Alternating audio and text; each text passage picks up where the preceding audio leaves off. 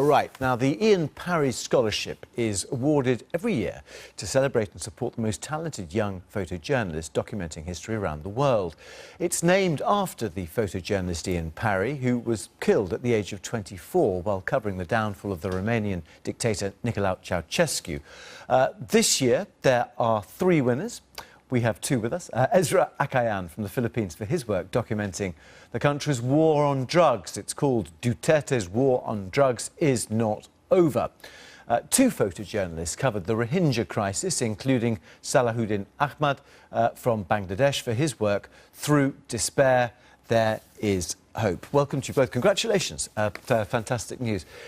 Ezra, can we start with you? Duterte came to power in 2016.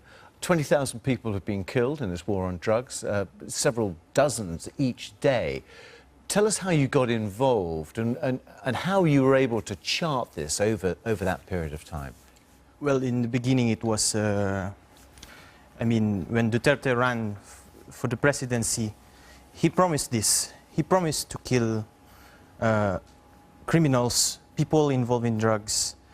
And at the time, as photojournalist for Reuters, and I thought, I was curious. I was curious that if he would carry this out. Well, and he was elected off the back of that, wasn't he? So presumably, initially, the public were pro this. Just look at some of your images, actually, as we talk about this, because the numbers now are huge, aren't they? Just explain where this was taken, who she is. Is she the mother or the sister of a victim? She's Michelle Pineda. She's mother of a teenage boy, Aldrin Pineda. Aldrin was playing with his neighbors, other children, when a policeman suddenly came from nowhere and flashed his light and shot the kid.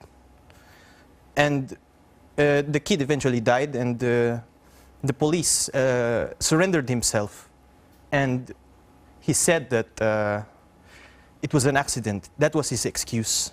He said he was patrolling the area, and while he was patrolling, he tripped on a rock and fell and shot his gun.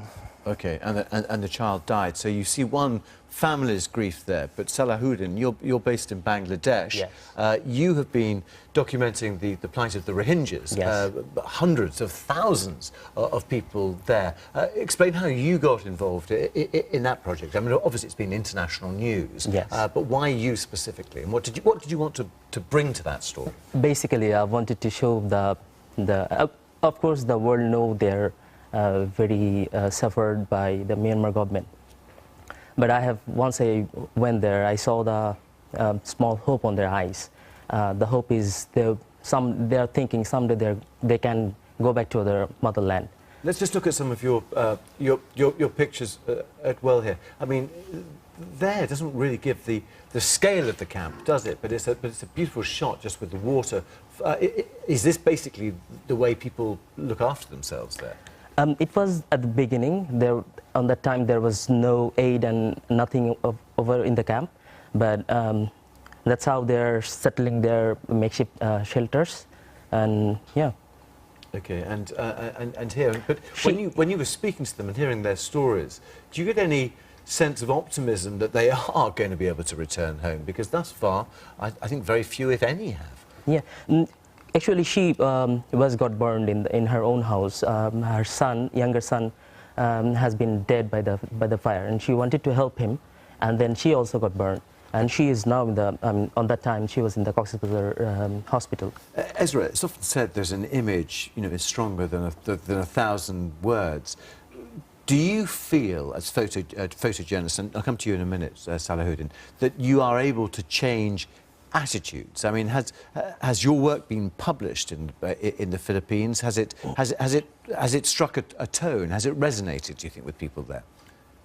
Because my aim is to, to give these people, these victims, a face, a name. Because, why the people support the killings, they think of these people as not humans. They think of these people as animals to be killed, to be slaughtered.